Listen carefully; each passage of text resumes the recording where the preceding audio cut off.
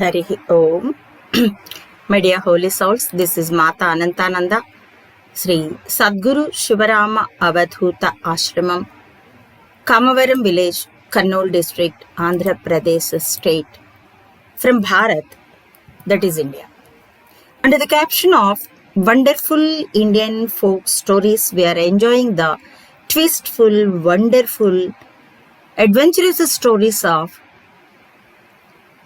historical personalities of ancient India, Bhatti and Vikramaditya. These stories were mixed with fantasy also. And in that series of videos, this is the 59th one. This is the story of the princess of Jambunadha Island, Helavati. The event of her selection of a prince to marry as per their custom. Main incidents in this story are, along with the Brahmin boy, Vikramaditya had reached an island by name Jambunadhapura. At that time there was an event was going on. According to that custom, the princess Helavati would select a prince in the gathering to marry. Vikramaditya had created a shop of golden and diamond ornaments in the disguise of a Vaishya businessman. The king had called on him to the assembly. Helavati had put her garland as a symbol that she had selected him to marry. The outcoming skills from this story are, this story excites us with a charming twist and with funny conversations. It makes us how to entertain others with our talkativeness. It will take us to wonderlands and improves our imagination power and thrills us with suspense. Okay, let us enter into the story. As I told you, narrated you in the previous video, Vikramaditya, along with the Brahmin boy, the son of Vedakovida, reached on the diamond carpet to an island. It was very beautiful. By watching its nature and enjoying it, they entered into a deep part of the island. And in the invisible form, Bhaitala was always escort Vikramaditya. So Vikramaditya and along with that Brahmin boy, they reached a big city. It was decorated wonderfully. All the streets were decorated with flowers and rangolis, and each and every house was decorated with leaves of mangoes as per the Hindu tradition to celebrate on the occasions of celebrations. And everybody in the city was weared good clothes and appearing that there might be some festival like that. So by watching all the, by hearing the Mangala Vaidya, means occasional music of according to Shastras like that, Vikramaditya felt somewhat excited. He thought that I came to this city in right time. He thought like that, and then he inquired a citizen of that city. Oh, my dear citizen, what is the name of this city? Why the city was decorated like this? I want to know. Then that man said, I think you are coming from some other place. That's why you don't know about this one. And he said like that. Then Vikramaditya asked, what is the name of this city? Then he said, why it is decorated like this? Then that citizen told, this city and kingdom known as Jambunadhapura. The king of this city is also Jambunadha. And he is very nice. We love him like anything, and he also protects us like anything. And he had no children for a long time. Then by leaving the country responsibility on the ministers, he had gone to forest and done penance for some years. As per the result of that penance like that, he got a female child almost 16 years back. He put a name to her as Helavati. Now she is at the age of 16. She is very beautiful. and very good girl also, very obedient and intelligent and scholar. She learned so many art forms also. A very nice girl. We, as citizens, we all love her. And our king said to his daughter Halavati, she put the name to her Halavati. And he asked her, my dear daughter, I want to arrange for your marriage because you grown up to that age. Then our princess Halavati said to her father, the king Jambunatha, my dear father, if you want to set my marriage, don't show the paintings of different different princes from different countries. I don't like to select my would-be like that. That's why I request you to call on them to gather here on an auspicious day in our assembly hall. Then by watching them in presence, not by observing their paintings, I want to select my would-be like that as a Swayamvara. So please make arrangements like that. I want to select my life partner like that. She told like that. King Jambunatha would never reject her proposal, whatever it may be. He was that much love and has love and affection towards his daughter. That's why he fixed on the date by consulting the scholars. So on this day, her Swayamvaram means she'll select her some prince among the gathering. So it's happening like this. Today is such occasion. Then Vikramaditya said all the all the countries, the kings and their subordinates, all they came. He asked like that. The citizen said, yes, everybody. So large group of different kings and their sons had arrived. Our king had arranged all the accommodation and other facilities for them. That's why we are celebrating also. Then Vikramaditya thought, okay, let me create some amuse here. Let me have some fun. Because if I go in the appearance of Vikramaditya, then no question of Swayamvaram there. He'll prefer because I'm the emperor. So I don't like to have a girl as a wife like that by showing my position in the society. As a person, she has to prefer me. Let me check. He thought like that. Then he searched in the Brahmin colony for a suitable scholar.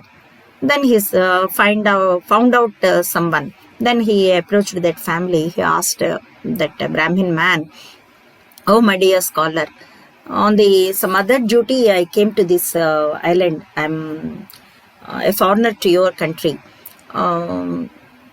Because of some reasons, I got up this Brahmin boy. I cannot keep him somewhere because he belongs to a righteous family and his father is very scholar in Vedas. That's why I request you please keep this boy in your home and protect him for 40 days. After I return, I'll pay for that feeding, for that protection as 10 horns per each and every day, so that I'll give you 400 horns. So please accept my request. He said like that. Then the host said, what a matter you are saying. To feed a little boy, why should I take money? It's my pleasure to feed a son of Veda scholar. So with pleasure, I'll keep him in my house. You need not worry. Whenever it is convenient for you, you can come and you can pick up the boy. He said like that. Vikramaditya thanked him and kept the boy there and left the place. With the help of Betala, he opened a shop and he disguised his form as a merchant of ornaments. And then in that shop, he kept so many ornaments, golden, diamond, pearls, topaz, And like that, almost 9 varieties of gems and with embedded ornaments, very valuable. He kept a shop, and he attracted with his words all the customers there. Then whatever they asked the customers, if a rich man asked about a valuable ornament, he shown that. If a middle class paper man asked about them, he had shown the eligible ornaments. Whatever the shown pieces, they were very beautiful and very valuable, and they made with the talented skills. So people were impressed like anything. And they noticed that all the ornaments are at the cheaper price also, most valuable, most qualitative, and most cheaper in price. So that the news spread like a wildfire in this city. Then people gathered there, and with his skillful talkativeness and jovial conversations, Vikramaditya, in the disguise of merchant of ornaments, he attracted the crowd like anything. The news reached to the accommodations of the prince. The different came from different countries. The news had reached there. Actually, all the kings and others were gathered there, and they're discussing about the coming up selection of the princess, about her life partner. Everybody wanted inside. The choice must get for themselves. Then by hearing this news, they thought, let's visit the shop, then let's purchase some new ornaments. People are saying they are very valuable and very nice also to look. So that let us wear the ornaments to attract the Princess Halavati. It might be chances they are there, were there. She might select us. Like that they thought, and they had gone as a group to that shop.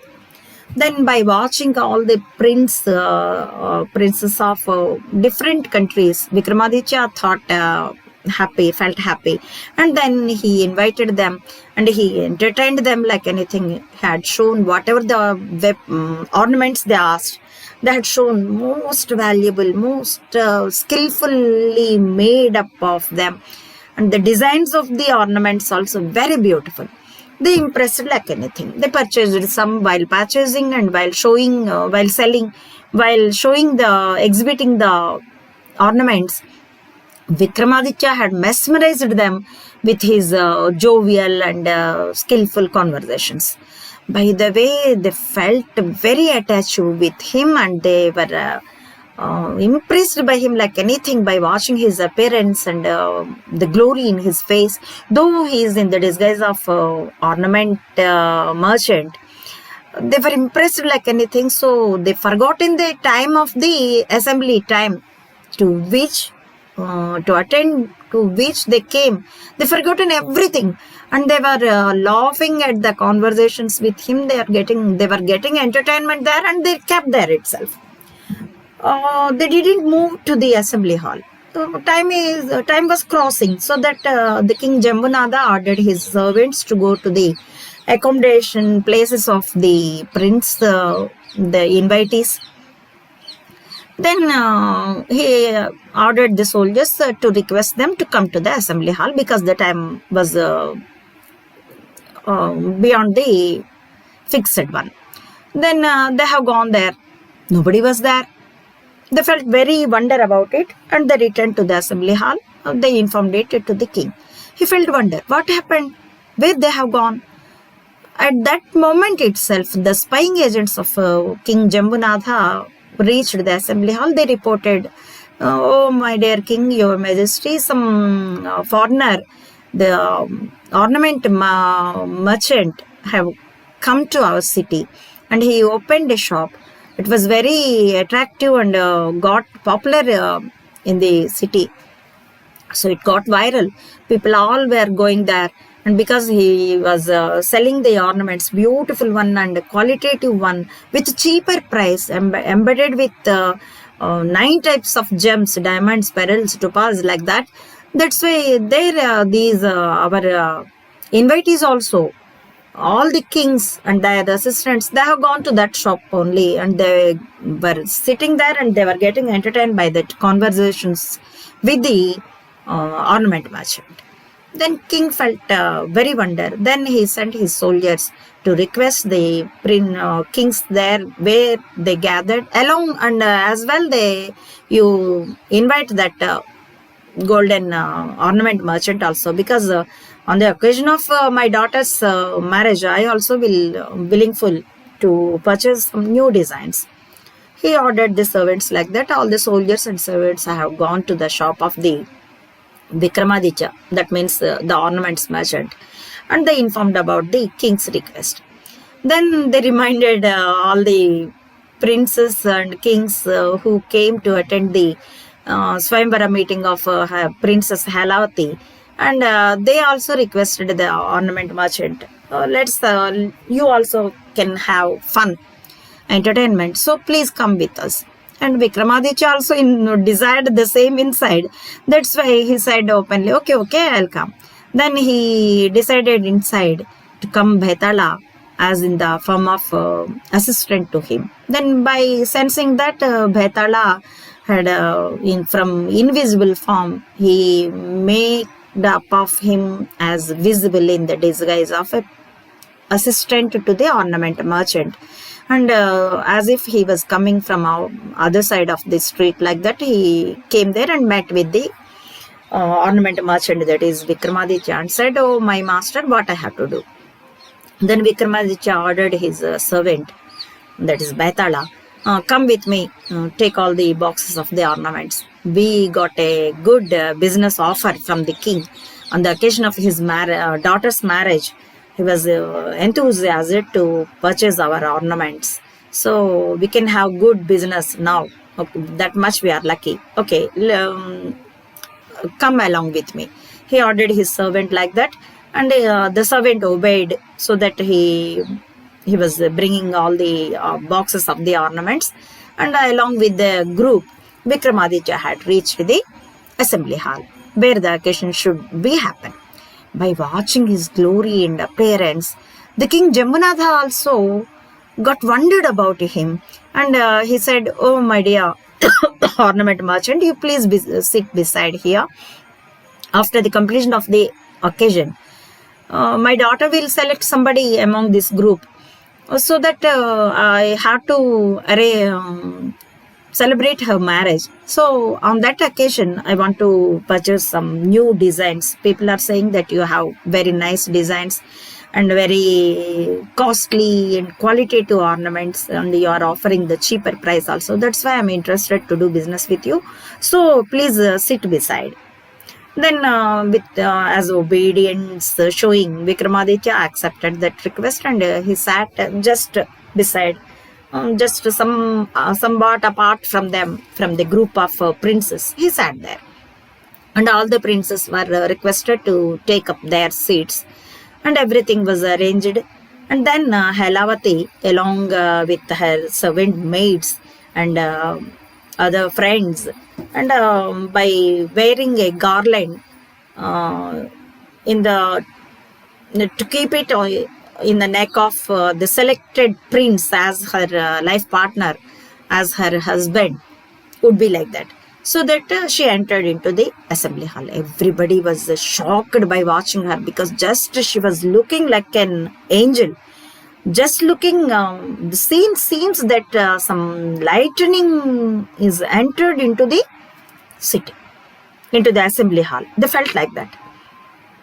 And then the other servant maid, she was assisting her, and she wore the Varamala, means the garland, and she started to watch the prince, all the princes coming from the different countries. And that service maid, she was introducing, he is so and so, came from so and so country, he is this much of talented, the fame of their country is this much. And like that, she was the servant maid was introducing Halavati, the princess, but she didn't select anybody. And when she approached to certain prince, he felt very happy and eagerly waited that she might select him. Then his face was the glory, whoever it may be in that position. And when she crossed from there, and his face will be just like a black cloud like that. And whoever it may be in that position, they felt ashamed and bad luck also, because she didn't selected such a beautiful girl and such a talented girl like that. And she crossed everybody like that in the group of assembly, and she reached the beginning point.